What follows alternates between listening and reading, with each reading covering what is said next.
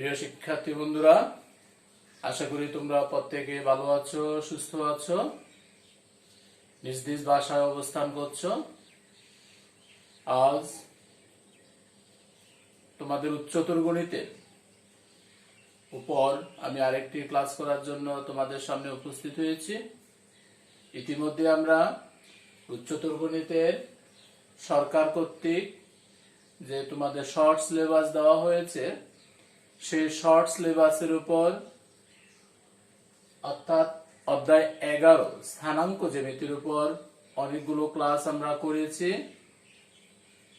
আজ আবার আরো একটি ক্লাস অর্থাৎ সৃজনশীল প্রক্রিয়ায় একটি অঙ্ক কিভাবে সমাধান করা যায়, পূর্বের আলোচনার সাপেক্ষে আজকে আরেকটি প্রশ্ন আমি বোর্ডে লিখলাম। তোমরা প্রত্যেকে খাতা, কলম, ক্যালকুলেটর নিয়ে নিজ নিজ টেবিলে বসো, মনোযোগ সহকারে প্রশ্নটি খাতায় উঠাও। অঙ্কের সমাধান করা হচ্ছে, সে সমাধানটি খাতায় লিখে দেবে।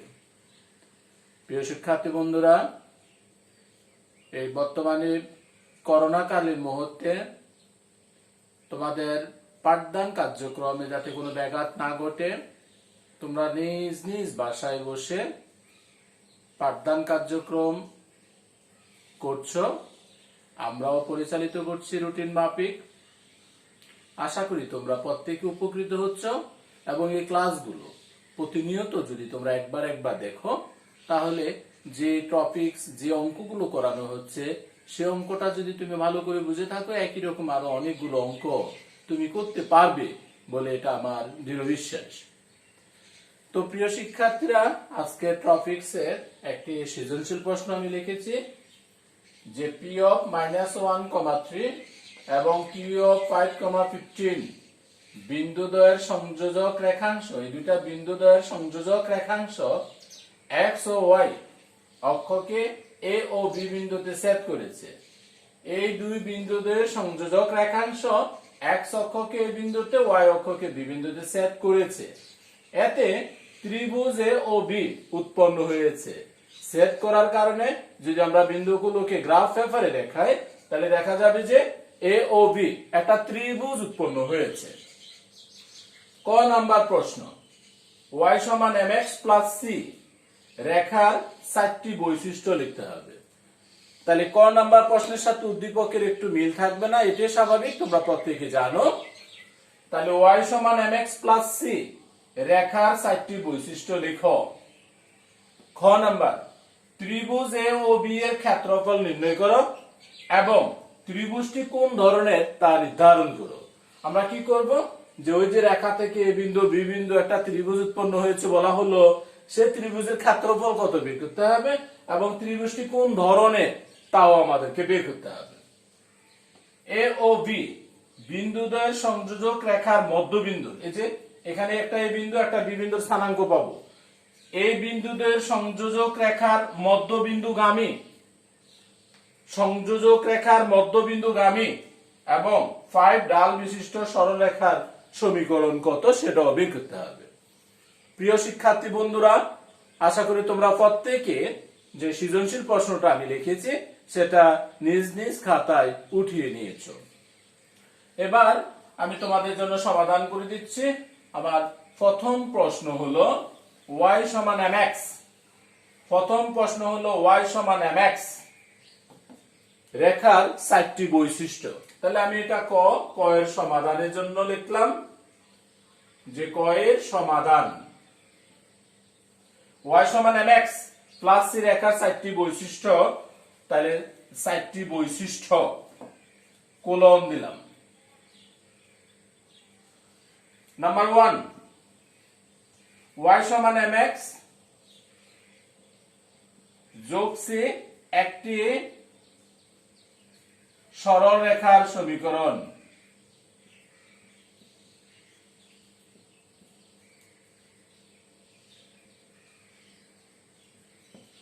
y সমান mx প্লাস c এটা একটা সরল রেখার সমীকরণ। 2 নাম্বার, এখানে m হচ্ছে ঢাল এবং সি হচ্ছে যে y সমান mx, m টা হচ্ছে ঢাল আর c হচ্ছে y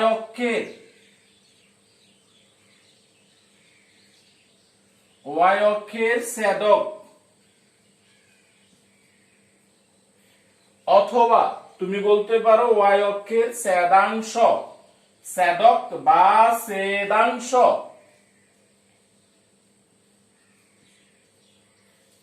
3 নাম্বার বৈশিষ্ট্য যে y সমান mx প্লাস c, সেখানে যদি c সমান 0 হয়, c সমান 0 হলে এটি মূল বিন্দুগামী সরলরেখার সমীকরণ হবে। যে রেখাটি মূল বিন্দুগামী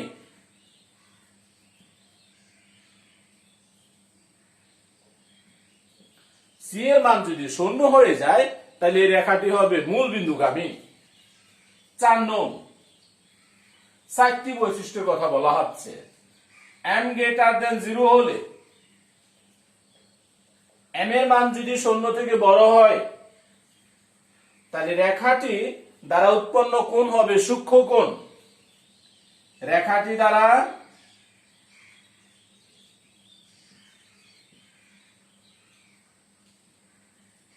উৎপন্ন কোণ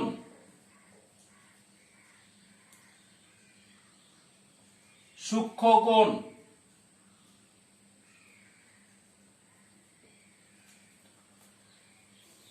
প্রিয় শিক্ষার্থী বন্ধুরা, এই হচ্ছে y সমান mx প্লাস c রেখার দ্বারা 4টি বৈশিষ্ট্য। যে y সমান mx প্লাস c এই রেখা দ্বারা 4টি বৈশিষ্ট্য। প্রথমে হবে এটা একটি সরলরেখার সমীকরণ, দ্বিতীয় হবে এখানে এই রেখা m হচ্ছে ঢাল এবং c হচ্ছে y এর ছেদক বা ছেদাংশ। এই রেখায় c এর মান 0 হলে রেখাটি হবে মূল বিন্দুগামী। m এর মান যদি 0 থেকে বড় হয়, তাহলে রেখাটি দ্বারা উৎপন্ন যে কোণ হবে সেই কোণের মান হবে সূক্ষ্ম কোণ। আর m এর মান যদি লেস দেন 0 হয়, তাহলে এটা দ্বারা উৎপন্ন কোণ হবে স্থূল কোণ। তাহলে আমাকে 4টি বৈশিষ্ট্যের কথা বলছে, আমার 4টি বৈশিষ্ট্যের কাজ কমপ্লিট হলো। আশা করি তোমরা প্রত্যেকে y সমান mx প্লাস c এই রেখা দ্বারা যে 4টি বৈশিষ্ট্য সেটা কথায় উঠিয়ে নিয়েছো এবং প্রত্যেকে বুঝতে পেরেছো। খ নাম্বার, তোমরা প্রত্যেকে প্রশ্নটা লিখেছিলা যে খ নাম্বার প্রশ্ন ছিল ত্রিভুজ এ ও বি এর ক্ষেত্রফল। তাহলে আমাকে প্রথমে এ বিন্দুর স্থানাঙ্ক কত, বি বিন্দুর স্থানাঙ্ক কত সেটা বের করে নিতে হবে। প্রশ্নে বলছে পি এবং কিউ বিন্দুদ্বয়ের সংযোজক রেখা x ও y কে। তাহলে পি বিন্দুর স্থানাঙ্কটা ছিল এরকম -1 3 এবং কিউ বিন্দুর স্থানাঙ্ক হচ্ছে 5, 15। তাহলে পি এবং কিউ দ্বারা এই বিন্দুগামী দ্বারা সরলরেখার সমীকরণ, এত এবং এত বিন্দুগামী সরলরেখার সমীকরণ।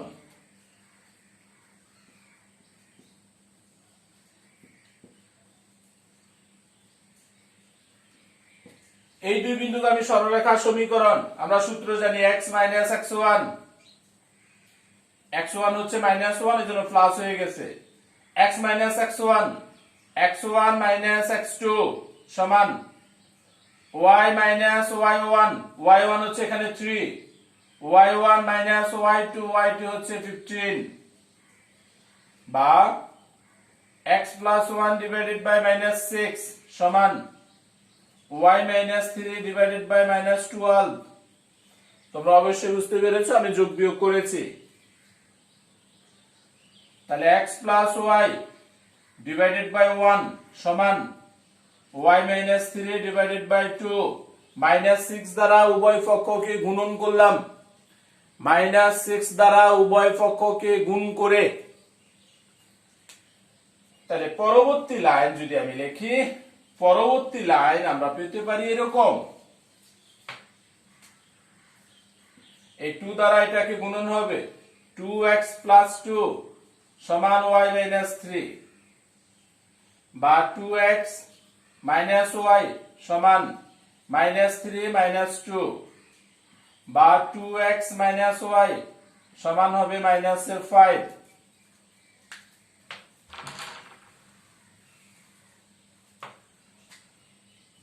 ডান পাশে -5 আছে, -5 দ্বারা ভাগ করবা।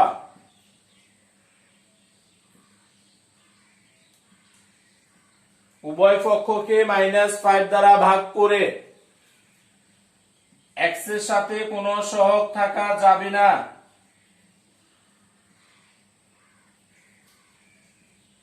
এই হচ্ছে P এবং Q বিন্দুগামী সরলরেখার সমীকরণ, যা x অক্ষকে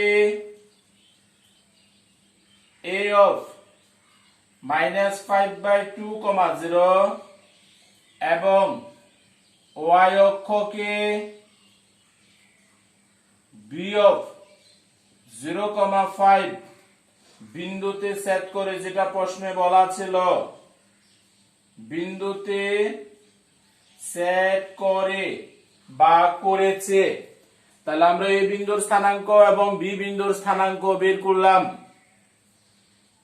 তোমাকে যখন কোন বিন্দুগামী বা একটা সরলরেখা x অক্ষ এবং y অক্ষকে কোন বিন্দুতে সেট করে, তখন এই আকারের সমীকরণ x/a + y/b = 1, উভয় অক্ষকে সেট করে এরূপ সরলরেখার সমীকরণ হচ্ছে এটা, যা x অক্ষকে y এর মান তখন হবে 0 আর y অক্ষকে সেট করলে এখানে x এর মান 0 হয়ে থাকে।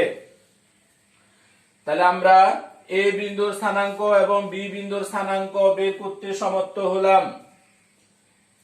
এবার আমাকে প্রশ্নে বলছিল a ও b ত্রিভুজ উৎপন্ন করে। তাহলে ও বিন্দুর স্থানাঙ্ক তুমি জানো, ও বিন্দুর স্থানাঙ্ক প্রত্যেকে জানো, ও হচ্ছে মূল বিন্দু। তাহলে ও বিন্দুর স্থানাঙ্ক হচ্ছে 0, 0। আমাকে ত্রিভুজ উৎপন্ন করে ত্রিভুজের ক্ষেত্রফল এবং কোন ধরনের ত্রিভুজ সেটা বের করতে বলছে। তাহলে প্রথমত আমি বের করব এ ও সমান কত হবে। এ বিন্দুর স্থানাঙ্ক ও বিন্দুর স্থানাঙ্ক হচ্ছে 0, -5/2 -0 হোল স্কয়ার, পরেরটা প্লাসের 0 সমান √, এখানে স্কয়ার আছে বিদায় অর্থাৎ 25/4 লেখা যায়। 25/4 মানে হচ্ছে 5/2। তার মানে আমার এ ও স্কয়ার সমান, এখানে এ ও সমান পেলাম 5/2। আমি যদি এ ও স্কয়ার বের করি তাহলে 25/4।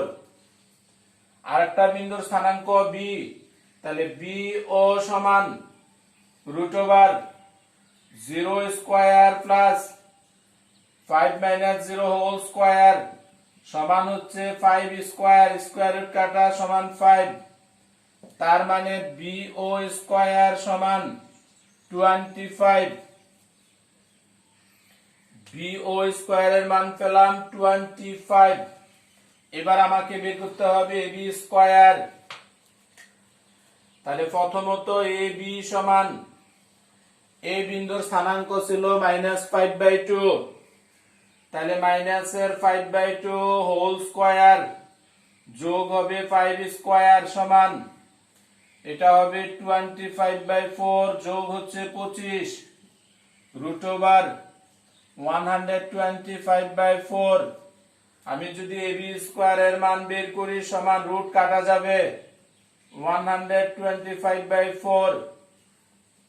ত্রিভুজটি কোন ধরনের সেটা ব্যাখ্যা করতে যাচ্ছি। আগে এ ও স্কয়ার পেলাম, বি ও স্কয়ারের মান পেলাম, এ বি স্কয়ারের মান পেলাম।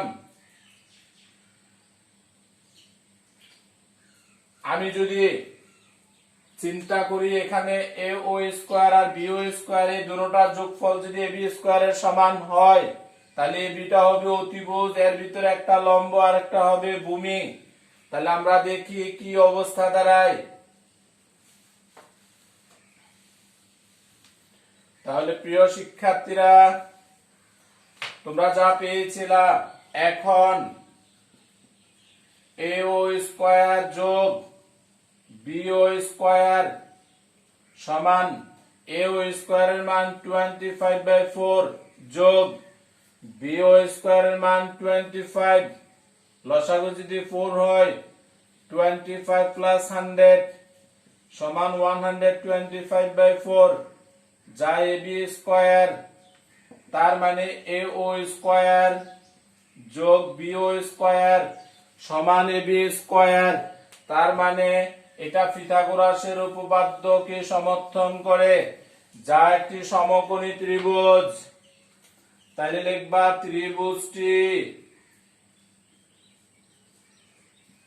সমকোণী, ত্রিভুজটি সমকোণী ত্রিভুজ। ত্রিভুজটি কোন ধরনের সেটা করলাম। এবার আমাকে ত্রিভুজের ক্ষেত্রফল নির্ণয় করতে হবে। তাহলে ক্ষেত্রফল,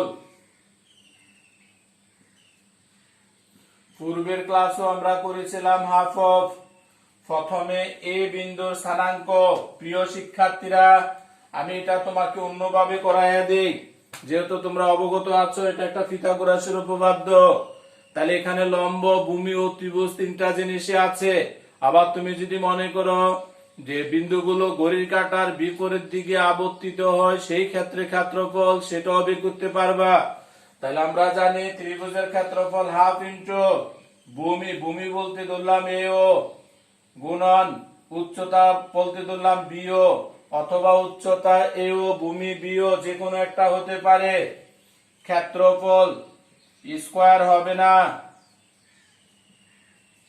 এখানে স্কয়ার হবে না যেহেতু বাহুর দৈর্ঘ্য, সমান হাফের হাফ গুণন এ ও, এ ওর মান ছিল 5/2, 5/2 গুণন বিও ছিল সমান 5। তাহলে এখান থেকে আমি যা পাবো 5/25/4 বর্গ একক। এই হচ্ছে ত্রিভুজের ক্ষেত্রফল। তাহলে আমি প্রথমত ত্রিভুজটা কোন ধরনের সেটা ব্যাখ্যা করলাম, দেখলাম যে ত্রিভুজটা সমকোণী ত্রিভুজ। তারপর আমি ত্রিভুজের ক্ষেত্রফল বের করলাম হাফ ইন্টু ভূমি গুণন উচ্চতা, কারণ এর ভিতরে একটা ভূমি একটা উচ্চতা যে কোনোটা হতে পারে, সেই অনুযায়ী ক্ষেত্রফল হবে 25/4। তোমরা যদি চাও ও বিন্দুর স্থানাঙ্ক আছে, এই বিন্দুর স্থানাঙ্ক, বি বিন্দুর স্থানাঙ্ক, বিন্দুগুলো ঘড়ির কাঁটা বিপরীত দিকে আবর্তিত হয়ে ক্ষেত্রফল, সেভাবেও ক্যালকুলেশন করতে পারবে। প্রিয় শিক্ষার্থীরা আশা করি তোমরা খ নাম্বার প্রশ্নের আনসার বুঝতে পেরেছ। গ নাম্বার, ক খ হতে প্রাপ্ত, খ হতে প্রাপ্ত এ বিন্দুর স্থানাঙ্ক ছিল -5/2, 0 এবং বি বিন্দুর স্থানাঙ্ক ছিল 0,5। তাহলে এ বিন্দুর স্থানাঙ্ক বি বিন্দুর স্থানাঙ্কের বলছে মধ্যবিন্দু। তাহলে বি এর মধ্যবিন্দু এ কমা বি এর মধ্যবিন্দু। তাহলে মধ্যবিন্দু বের করার পদ্ধতি ভুজ প্লাস ভুজ বাই 2, -5/2 প্লাস 0/2 কমা কুটি প্লাস কুটি বাই 2। তাহলে যা পেলাম -5/4 কমা হবে 5/2। এ হচ্ছে এ বি এর মধ্যবিন্দু। এ বি, এ বিন্দুর স্থানাঙ্ক বি বিন্দুর স্থানাঙ্ক আমার জানা ছিল। এ বি এর মধ্যবিন্দুর সংযোজক রেখা, তাহলে এ এবং বি এর মধ্যবিন্দু পেলাম এটা। আরেকটা ছিল ঢাল বলছিল 5, তাহলে -5/4 কমা 5/2 বিন্দুগামী এবং 5 ঢাল বিশিষ্ট সরল রেখার সমীকরণ।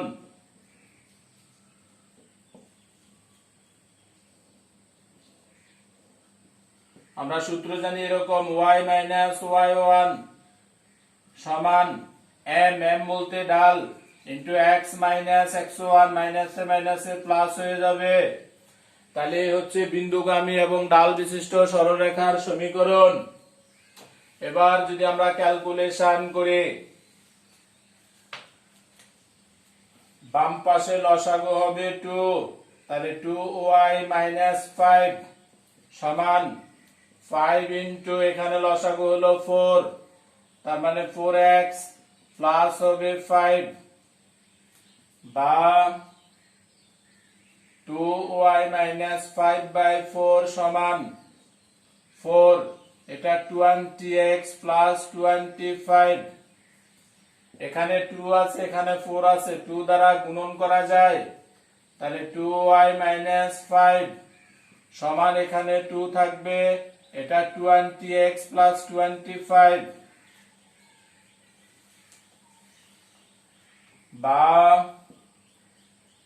4y, এই 2 দ্বারা গুণন করতেছি মাইনাস 10 সমান 20x প্লাস 25 বা যদি সাজায় লেখা হয় 20x plus 25 minus 4y plus 10 সমান 0 বা 20x মাইনাস 4y প্লাস 35 সমান 0, এটাই হবে নির্ণেয় সরলরেখার সমীকরণ, যে 20x মাইনাস 4y প্লাস 35। প্রিয় শিক্ষার্থীরা, আশা করি আজকের ক্লাসে যে সৃজনশীল প্রশ্নটি করানো হলো তোমরা প্রত্যেকে অঙ্কগুলো খাতায় উঠিয়ে নিয়েছো এবং বুঝতে পেরেছো। বাসায় পুনরায় আরো একবার নিজেরা প্র্যাকটিস করো, এই আলোকে নিজেরা আরো কয়েকগুলো অঙ্ক করতে পারবে, যা তোমাদের কাছে আমি পরবর্তীতে আবার কিছু প্রশ্ন দিয়ে দেব। ধন্যবাদ সবাইকে।